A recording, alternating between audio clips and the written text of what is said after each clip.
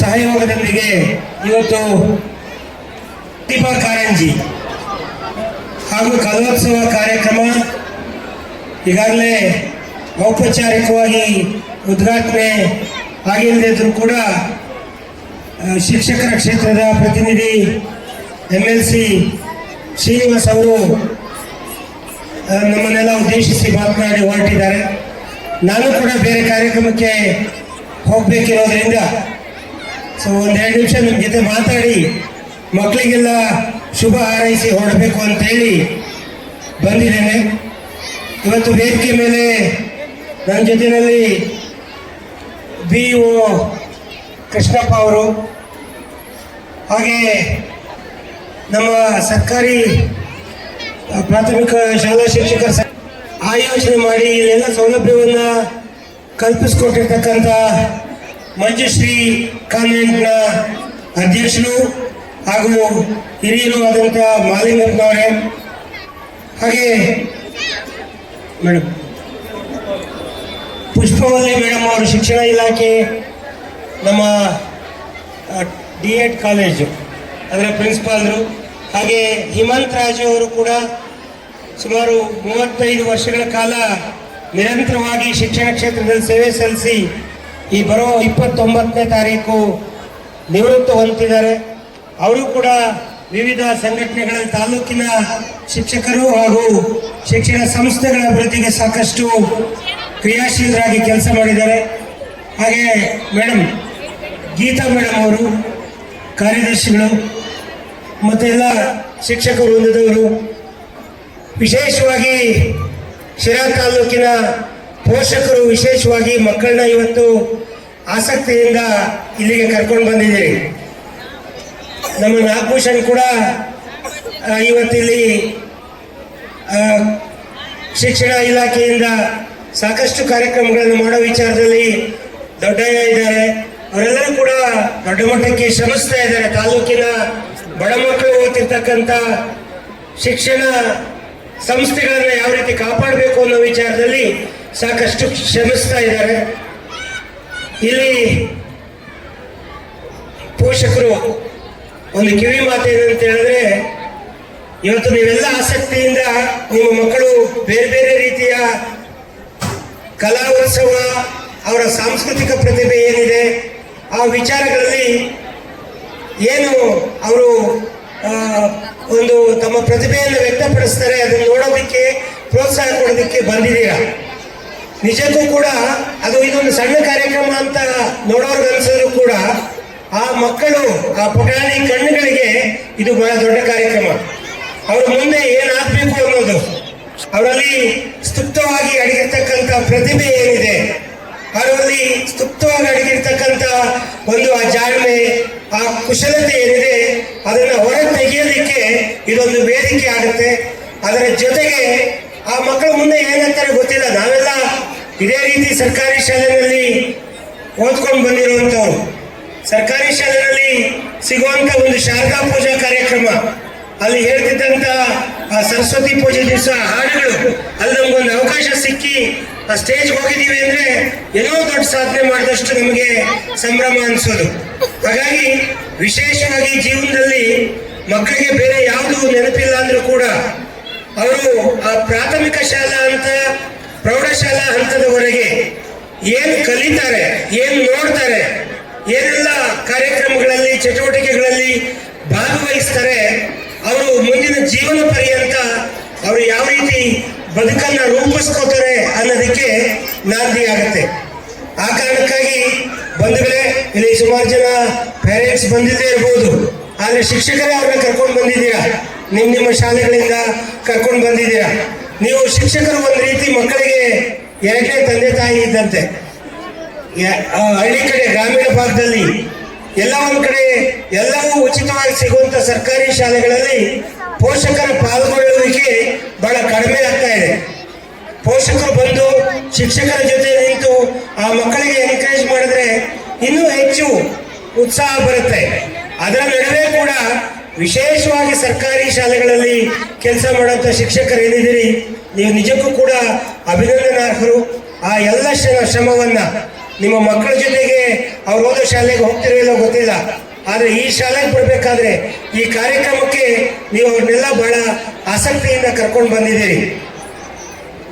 ಇವತ್ತು ಇತ್ತೀಚೆಗೆ ಇಲ್ಲಿ ಗೌರ್ಮೆಂಟ್ ಸ್ಕೂಲ್ನವ್ರು ಮಾತ್ರ ಇದ್ದಾರೆ, ಎಲ್ಲ ಇದೆ.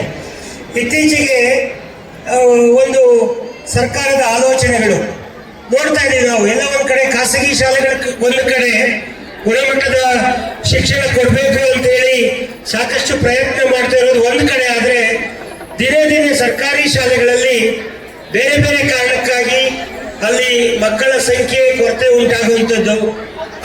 ಈ ರಾಜ್ಯದಲ್ಲಿ ಸುಮಾರು 46,000 ಸರ್ಕಾರಿ ಶಾಲೆಗಳಿದೆ. 46,000 ಸರ್ಕಾರಿ ಶಾಲೆಗಳಲ್ಲಿ ಇವಾಗ ಸ್ವಲ್ಪ ಹೆಚ್ಚು ಕಡಿಮೆ ಒಂದು ಮೊದಲೆಲ್ಲ ಒಂದು 70-80 ಲಕ್ಷ ಮಕ್ಕಳು ವಿದ್ಯಾಭ್ಯಾಸ ಮಾಡ್ತಾ ಇದ್ರು. ಆದರೆ ಇವತ್ತೇನಾಗಿದೆ ಪರಿಸ್ಥಿತಿ ಅಂದರೆ ಅದು 38-40 ಲಕ್ಷಕ್ಕೆ ಇಳಿದಿದೆ. 60 ಲಕ್ಷ ಖಾಸಗಿ ಶಾಲೆಗೆ ಮಕ್ಕಳು ಹೋಗ್ತಾ ಇದ್ದಾರೆ. 40 ಲಕ್ಷ ಮಕ್ಕಳು ಈ ರಾಜ್ಯದಲ್ಲಿ ಸುಮಾರು ಸರ್ಕಾರಿ ಶಾಲೆಗಳಲ್ಲಿ ಓದ್ತಾ ಇದ್ದಾರೆ. ಅದಕ್ಕೆ ಕಾರಣ ಯಾರು ಏನು ಅಂತ ಹುಡ್ಕೊಂಡು ಹೋದ್ರೆ ಎಲ್ಲ ಒಂದು ಕಡೆ ಈ ವ್ಯವಸ್ಥೆಯಲ್ಲಿ ಸಾಕಷ್ಟು ಲೋಪದೋಷಗಳಿದ್ದಾವೆ. ಮಕ್ಕಳು ಹೆಚ್ಚಿರೋ ಕಡೆ ಶಾಲಾ ಕಟ್ಟಡಗಳ ಸೌಲಭ್ಯಗಳಿಲ್ಲ, ಶಾಲಾ ಕಟ್ಟಡಗಳಿರೋ ಕಡೆ ಮಕ್ಕಳಿಲ್ಲ, ಶಿಕ್ಷಕರಿರೋ ಕಡೆ ಮಕ್ಕಳಿಲ್ಲ, ಮಕ್ಕಳಿರೋ ಕಡೆ ಶಿಕ್ಷಕರಿಲ್ಲ. ಈ ರೀತಿ ಹಲವಾರು ವ್ಯತ್ಯಾಸಗಳು ನಾವು ನೋಡ್ತೇವೆ. ಆ ಕಾರಣಕ್ಕಾಗಿ ಇವತ್ತು ಒಂದು ದೊಡ್ಡ ಮಟ್ಟಕ್ಕೆ ಇದು ವಿಶೇಷವಾಗಿ ನಾವು ನಿಮ್ಮಿಂದ ಆಯ್ಕೆಗೊಂಡಂತ ಜನ ಏನಿದ್ದೀವಿ, ಜನಪ್ರತಿನಿಧಿಗಳಂತ ಏನಿದ್ದೀವಿ, ನಾವು ಹೆಚ್ಚು ಗಮನ ಕೊಟ್ಟು ಸರ್ಕಾರಿ ಶಾಲೆಗಳನ್ನ ಉಳಿಸೋ ಕಡೆ ನಾವು ಪ್ರಯತ್ನ ಮಾಡಬೇಕಾಗತ್ತೆ. ಖಾಸಗಿನಲ್ಲಿ ಪೇರೆಂಟ್ಸ್ಗೆ ನಾವು ಶುಲ್ಕ ಕಟ್ತೇವೆ, ಫೀಸ್ ಕಟ್ತೇವೆ ಅಂತೇಳಿ ಶಾಲೆಗಳಿಗೆ ಭೇಟಿ ಕೊಡ್ತಾರೆ. ಗುಣಮಟ್ಟ ಕಡಿಮೆ ಆದರೆ ಪ್ರಶ್ನೆ ಮಾಡ್ತಾರೆ. ಆದರೆ ಇಲ್ಲಿ ಸರ್ಕಾರಿ ಶಾಲೆಗಳಲ್ಲಿ ಶಿಕ್ಷಕರೇ ಜವಾಬ್ದಾರಿ ತಗೋಬೇಕು, ಸರ್ಕಾರನೇ ಜವಾಬ್ದಾರಿ ತಗೋಬೇಕಾಗತ್ತೆ. ಆ ಕಾರಣಕ್ಕಾಗಿ ತಾವೆಲ್ಲ ಗಮನಿಸಿದ್ದೀರಿ ಬಂಧುಗಳೇ, ನಾನು ನಿಮ್ಮೆಲ್ಲರಿಂದ MLC ಆಗಿ ಆಯ್ಕೆಯಾಗಿ 5 ವರ್ಷ, ಈ ನವೆಂಬರ್ಗೆ 5 ವರ್ಷ ಮುಗಿಯಿತು. ಈ 5 ವರ್ಷದಲ್ಲಿ ನೀವೆಲ್ಲ ಗಮನಿಸಿದಾಗೆ ನನ್ನ ಸಂಪೂರ್ಣವಾದ ಕಾಳಜಿ, ಸಂಪೂರ್ಣವಾದ ನಾನು ಕೊಡುಗೆ ಕೊಡ್ತಾ ಇರೋದು ಸರ್ಕಾರಿ ಶಾಲೆಗಳಿಗೆ. ಇವತ್ತು 6 ಸರ್ಕಾರಿ ಶಾಲೆಗಳ ಕಟ್ಟಡಕ್ಕೆ ನೂತನವಾಗಿ ಸುಮ್ಮನೆ ಒಂದು ರೂಮ್ ಕಟ್ಟೋದು ಅಥವಾ ಸುಣ್ಣ ಬಣ್ಣ ಹೊಡೆದು ನಾನು ಏನೋ ಮಾಡಿದೆ ಅಂತೇಳಿ ಹಾರ ಹಾಕ್ಸ್ಕೊಳ್ಳೋ ಕೆಲಸ ಮಾಡಲಿಲ್ಲ. ಅದಕ್ಕೆ ಬದಲಾಗಿ ಶಿರಾ ನಗರದಲ್ಲಿ IB ಸರ್ಕಲ್ನಲ್ಲಿ ಇರುವಂತ ಒಂದು ಸರ್ಕಾರಿ ಶಾಲೆಗೆ ಒಂದು 5 ಕೋಟಿ ರೂಪಾಯಿ ವೆಚ್ಚದಲ್ಲಿ ಒಂದು ಸುಸಜ್ಜಿತವಾದ ಸುವ್ಯವಸ್ಥಿತವಾದ ಕಟ್ಟಡವನ್ನ ಕಟ್ಟಿಕೊಡುವಂತ ಕೆಲಸವನ್ನ ಮೊದಲನೇ ಬಾರಿಗೆ ಮಾಡಿದೆ. ಅದಾದ ನಂತರ ಬರಗೂರಿನಲ್ಲಿ ನಾನು ಓದಂತ ಸರ್ಕಾರಿ ಶಾಲೆ, ಅಲ್ಲಿ ಒಂದು 2 ಕೋಟಿ ರೂಪಾಯಿ ವೆಚ್ಚದಲ್ಲಿ ಒಂದು ಸುಸಜ್ಜಿತವಾದ ಕಟ್ಟಡವನ್ನು ಕಟ್ಟಿ ಇವತ್ತು ಅದಕ್ಕೆ ಪೂರಕವಾಗಿ ಅಲ್ಲಿಗೊಂದು KPSC ಶಾಲೆ ಸ್ಯಾಂಕ್ಷನ್ ಆಯಿತು.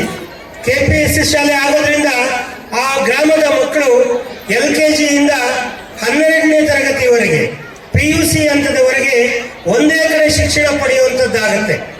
ನನಗೆ ಒಂದು ಉದ್ದೇಶ ಹೇಳಿದ್ದೆ BU ಅವರಿಗೆ, ನಮ್ಮ ಸಿರಾ ನಗರದ ಶಾಲೆ ಕೂಡ KPS ಆಗಬೇಕು ಅಂತ ಹೇಳಿ.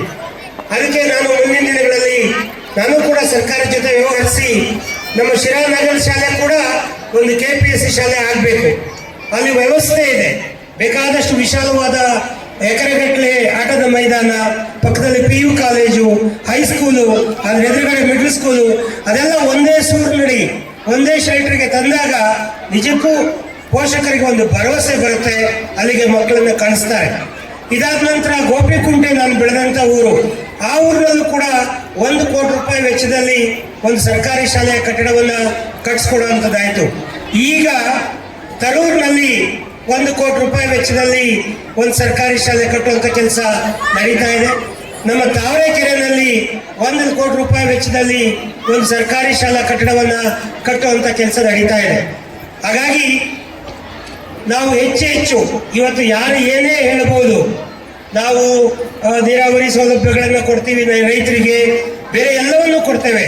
ಅದರ ಜೊತೆಗೆ ಇವತ್ತು ಗುಣಮಟ್ಟದ ಶಿಕ್ಷಣ ನಮ್ಮ ಮಕ್ಕಳಿಗೆ ಬೇಸಿಕ್ ಎಜುಕೇಶನ್ ಒಂದು PUC ಹಂತದವರೆಗೆ ಒಂದು ಗುಣಮಟ್ಟದ ಶಿಕ್ಷಣವನ್ನು ಏನು ಕೊಡ್ತೇವೆ ಅದು ಅವರ ಬದುಕನ್ನು ರೂಪಿಸುತ್ತೆ. ನಾವು ಬೆಳೆಸಿದಂಥ ಅಡಿಕೆ ತೋಟ ಒಣಗೋಗುತ್ತೆ ಮಳೆ ಇಲ್ಲ ಅಂದ್ರೆ, ನಾವು ಬೆಳೆಸಿದಂಥ ತೆಂಗಿನ ತೋಟ ಒಣಗೋಗೋ ಸಂಭವ ಇರುತ್ತೆ. ಆದ್ರೆ ಮಕ್ಕಳಿಗೆ ಕೊಟ್ಟಂತ ವಿದ್ಯೆ ಏನಿದೆ ಅದು ಶಾಶ್ವತ. ಆ ಕಾರಣಕ್ಕಾಗಿ ನಾನು ಇಲ್ಲಿರೋ ಪೋಷಕರು, ಖಾಸಗಿ ಶಾಲೆಯವರು ಇರ್ಬೋದು ಅಥವಾ ಸರ್ಕಾರಿ ಶಾಲೆಯವರು ಇರ್ಬೋದು, ಖಾಸಗಿ ಶಾಲೆ ಕೂಡ ಶಾಲೆಗಳೇ, ಅವರು ಕೂಡ ಆರ್ನಿಶಿ ಹಲವಾರು ಸಮಸ್ಯೆಗಳನ್ನ ಎದುರಿಸ್ಕೊಂಡು ಶಾಲೆಗಳನ್ನ ಕಟ್ತಾರೆ.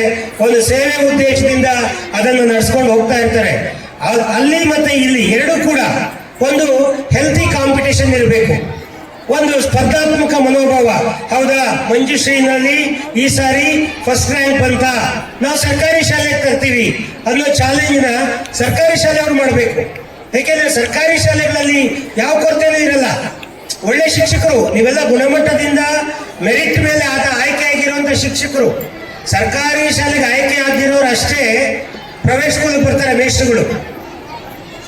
ಸೊ ಹಾಗಾಗಿ ಪ್ರೈವೇಟ್ ಸ್ಕೂಲಲ್ಲಿ ನಿಮಗೆ ಒಂದು ಜೀವನಕ್ಕೆ ಆಧಾರ ಮಾಡಿಕೊಟ್ಟು ನಿಮಗೆ ಎಲ್ಲ ಸೌಲಭ್ಯಗಳನ್ನು ಅವ್ರು ಖಾಸಗಿಯಾಗಿ ಹೊಂದಿಸ್ಕೊಟ್ಟು ಮಾಡ್ತಾರೆ. ಹಾಗಾಗಿ ಎರಡೂ ಕಡೆ ಒಂದು ಸ್ಪರ್ಧಾತ್ಮಕ ಮನೋಭಾವ ಇರಬೇಕಾಗತ್ತೆ, ಹೆಲ್ದಿ ಕಾಂಪಿಟೇಷನ್ ಇರಬೇಕಾಗತ್ತೆ.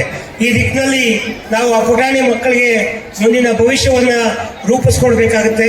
ಹೀಗಾಗಿ ನಾನು ಈಗಾಗಲೇ ನಿರ್ಧಾರ ಮಾಡಿದ್ದೇನೆ, ಮುಂದಿನ ದಿನಗಳಲ್ಲೂ ಕೂಡ ನನ್ನ ಸಂಪೂರ್ಣವಾದಂಥ ಪ್ರಾಮುಖ್ಯತೆಯನ್ನ ನಾನು ಶಿಕ್ಷಣ ಕ್ಷೇತ್ರಕ್ಕೆ ಕೊಟ್ಟು ವಿಶೇಷವಾಗಿ ಸರ್ಕಾರಿ ಶಾಲೆಗಳ ಅಭಿವೃದ್ಧಿಗೆ ನಾನು ಮುಂದೆ ಕೂಡ ಶ್ರಮಿಸ್ತೇನೆ ಅನ್ನೋ ಮಾತುಗಳನ್ನು ಈ ಸಂದರ್ಭದಲ್ಲಿ ಹೇಳಿ, ಮತ್ತೊಮ್ಮೆ ಇನ್ನು ಶಾಸಕರು ಬರೋರಿದ್ದಾರೆ, ಕಾರ್ಯಕ್ರಮ ಅಧಿಕೃತವಾಗಿ ಉದ್ಘಾಟನೆ ಮಾಡೋರಿದ್ದಾರೆ.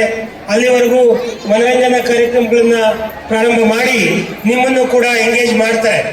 ನಾನು ಕೂಡ ಇನ್ನೊಂದು ಕಾರ್ಯಕ್ರಮಕ್ಕೆ ಹೋಗಬೇಕಾಗಿರೋದ್ರಿಂದ ಸೊ ನೀವೆಲ್ಲರೂ ಕೂಡ ಈ ಆಸಕ್ತಿ ಹೀಗೆ ಮುಂದುವರಿಸಿ. ನಿಮ್ಮ ಶ್ರಮ ಇದು ದೇವರ ಕೆಲಸ. ಟೀಚರ್ಸ್ ಏನಿದ್ದೀರಿ ಇಲ್ಲಿ, ನೀವು ಮಾಡ್ತಾ ಇರೋ ಕೆಲಸ ದೇವರ ಕೆಲಸ. ಹಾಗಾಗಿ ಬಹಳ ಆಸಕ್ತಿಯಿಂದ ಶ್ರದ್ಧೆಯಿಂದ ಈ ಕೆಲಸವನ್ನ ಮುಂದುವರಿಸಿ ನಿಮ್ಮೆಲ್ಲರ ಜೊತೆಗೆ ನಿಮ್ಮ ಕಷ್ಟ ಕಾರ್ಪಣ್ಯಗಳಿಗೆ ಸ್ಪಂದಿಸುವಂತ ಕೆಲಸವನ್ನ ನಾನು ಒಬ್ಬ ಶಾಸಕನಾಗಿ ಮಾಡ್ತೇನೆ ಅನ್ನೋ ಮಾತನ್ನ ಹೇಳಿ ಮತ್ತೊಮ್ಮೆ ಈ ಅವಕಾಶಕ್ಕಾಗಿ ಎಲ್ರಿಗೂ ಧನ್ಯವಾದಗಳನ್ನು ಹೇಳಿ ನನ್ನ ಮಾತು ಮುಗಿಸ್ತೇನೆ. ಜೈ ಹಿಂದ್, ಜೈ ಕರ್ನಾಟಕ ಮಾತೆ. ನಿಜವಾದ